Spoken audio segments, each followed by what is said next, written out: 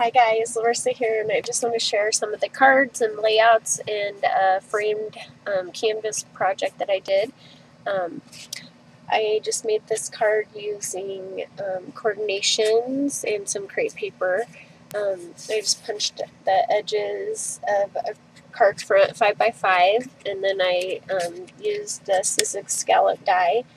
And then I cut out one of the doily pages from the basic gray paper, and I went ahead and covered it with glitter glam, and then I sanded it so that the image is like two-toned. It's super cool.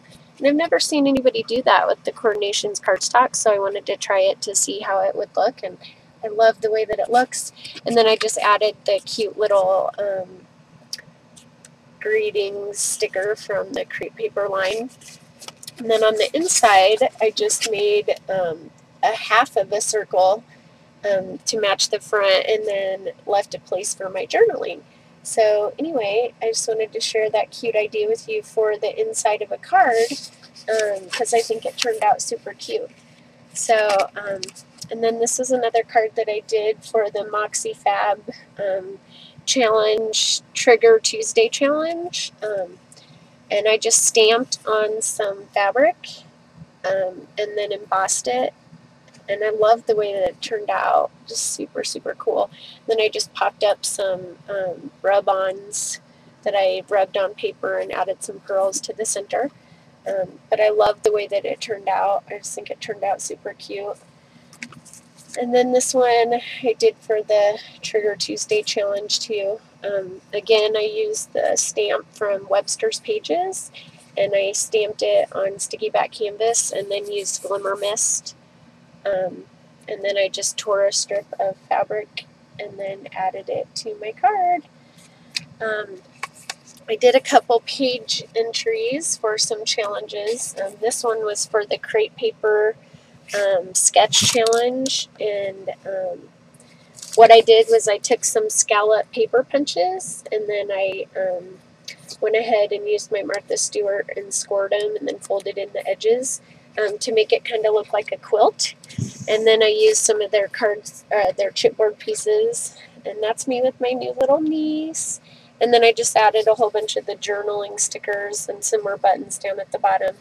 And then I did the canvas butterflies from Prima and added buttons in the center, and then just added some jute for their like flying paths. So anyway, that's my layout, and I have pictures on my blog in description of what I did if you want to see more close-up front pictures. So that's the one layout, and then this is the layout I did for a challenge at Cosmo Cricket. They had a challenge to be published, and this is what I came up with. I had this really cute picture of Beckett with our little Pomeranian Zoe when he was just, I think, 3 years old on the hay, and they had this line from a while back that said every puppy should have a boy, and then I just used a little tag and did my journaling on it.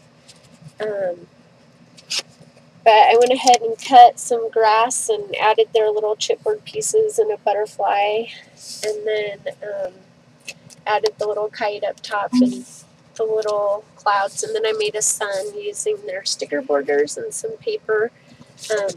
But I went ahead and used crackle glossy accents on the cloud and then on the butterfly to kind of give it some cool dimension, and I just love the way that it turned out. So anyway, there's that layout. We don't find out until the 2nd of July who got chosen, but my guess is that some of the pages that were on there, some of the entrants were just fabulous, and there's at least 3 people that I thought would come down to get published. So I made a bet with my husband. I'm pretty sure I know who it'll be, but it was still fun, and this is a page I always wanted to do something with, so I'm glad I have it for a keepsake. And then this is the color challenge at Prima, the June color challenge or product challenge that they did. And this is what I came up with for that. I took the Christy Tomlinson classes, and so this is kind of a take on that. I used some Prima up at the top, and then I used Prima paper. I tore the border out, and then I layered paper pieces for the center, and then painted over it. And then I did just some painting techniques, like just messed it up, and then I used some rub-ons, like Good Times, and down here it says Homes and like a little scroll. Then I added some more Prima flowers, and this had a tree going up the side of the page, and it had a bird, but I wanted it to be more prominent, so I used one of the Prima rub-ons and put that up in the tree, and then a butterfly rub-on and another butterfly rub-on up here. And then I just etched in a sun and did some stamping and paint techniques on that.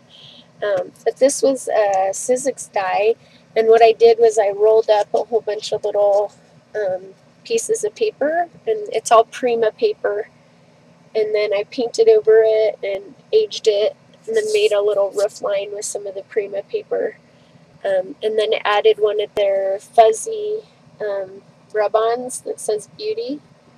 And then I just did some stamping techniques and added a whole bunch of cool, I guess texture is what you want to call it, but I love the way that it turned out.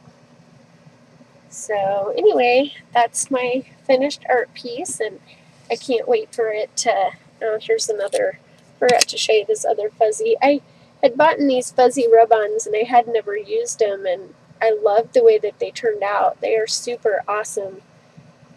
But there you can see a close-up of some of the rub-ons and some of the stamping, and then some of the painting techniques that I did. And you can kind of see the paper piecing pattern with that, all the little bitty pieces of paper that I tore. So anyway, I had a lot of fun, and I think my little niece is going to love this. She wanted some art for her room.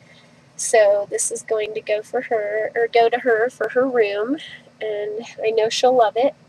So anyway, thanks for watching, guys. Have a fabulous 4th of July weekend.